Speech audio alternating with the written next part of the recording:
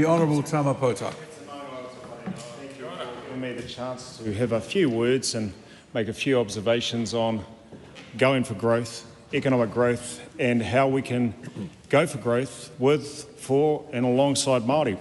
It's a key facet and foundation for ensuring that New Zealand's economic development and economic story is not only accelerated but catalysed. And we've got to pick up those economic challenges upon us as a government, but also facing many, many Māori communities to ensure that we accelerate and turbocharge the economy. Because it's my very strongly held view, Mr Speaker, that without realising the potential of Te Ao Māori and Māori people and Māori communities and iwi and Māori organisations, we're never going to achieve the leading small advanced nation that the Prime Minister has so carefully articulated over the last 15 months.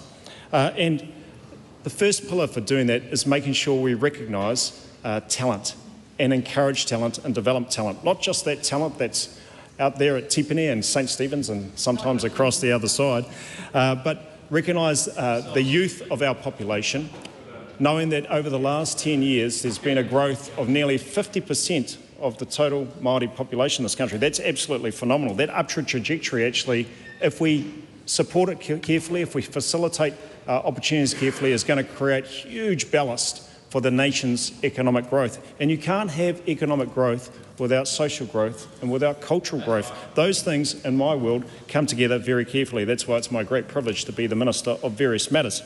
And whilst the average age of the Pākehā European population in New Zealand is around 42. The average age of Māori is between 27 and 28, and that points to us and says, actually, you've got to invest very, very prudently and very reasonably, and I acknowledge Minister Stanford for her mahi around the Māori education plan and rolling out the Te Marotanga o Aotearoa curriculum, rolling out structured literacy and numeracy resources into Te Ao Māori, and really being focused on ensuring both attendance and achievement across Māori students, no matter whether or not they are in kura kaupapa or Māori medium education, but also mainstream education. Ko te kai a te manu e kai nei te miro, nōna te nahere. Ko te manu e kai nei te mātauranga, nōna te ao.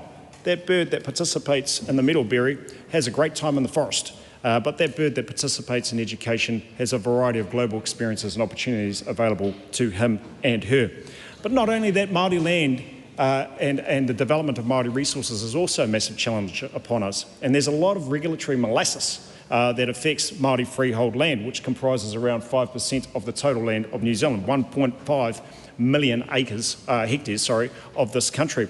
And some of our challenges include ensuring that we have greater equality for our people to actually develop our land. I heard a submission the other day in the Treaty Principles submission hearings about how it takes 26 steps to get an easement for Māori land, but only takes about 5 steps to get an easement on general land. That is absolutely stunning an example of where we can improve some of the regulatory burdens that continue to confront the development of Māori land. And we need to get to that because the productive capability of Māori land, if we realise that, can create billions of dollars of extra revenue for our whānau and for our communities.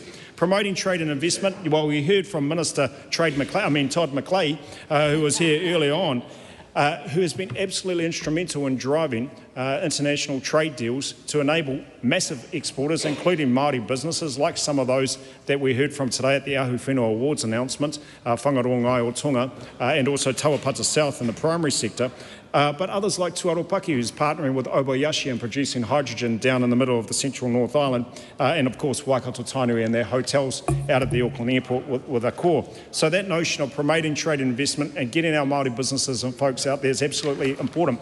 There are massive confronting issues for many of our communities. I just think about Tokoroa, for example, and we need to ensure that we provide the necessary support. My tuakana from the member from Wairiki mentioned before the unemployment rate of Māori being around 10%, and of course the youth NEETs rate is absolutely massive, particularly in places like Henderson and West Auckland. And somehow we need to tilt some of our mahi to ensure we give them the experiences, and part of that involves supporting wānanga, like Te Wānanga o Aotearoa, but actually our own wānanga as well, whether or not that's Puanga, Te Taiorongo, or other wānanga that we have in ourselves. Infrastructure, if we get the infrastructure right, for Māori communities, not just driving infrastructure without people's consent, but get that moving, we're going to be in a far better place. That's why I'm a massive supporter of investment in Māori organisations to deliver social infrastructure like housing, and I'm sure there are other infrastructures like roads, car parks, health organisations that we can be involved in too. Kia ora tātou katoa. Māori economic growth.